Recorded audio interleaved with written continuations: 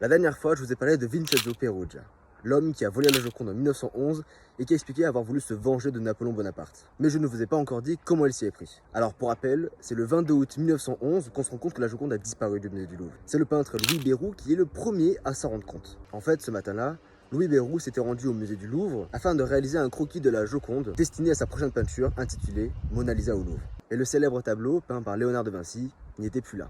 Et à sa place, seul subsiste un espace vide au mur. Louis Bérou s'approche alors des gardiens du musée, qui lui indiquent que l'œuvre doit sûrement se trouver à l'atelier de photographie. Pourtant, le tableau n'y est pas non plus. En fait, c'est la veille que le tableau a été volé, soit le 21 août 1911. Vincenzo Perugia, qui, comme je vous l'avais dit dans la précédente vidéo, travaillait pour l'entreprise Gobier au musée du Louvre, s'est introduit dans le musée avant de se diriger dans le salon carré, là où est exposée la Joconde.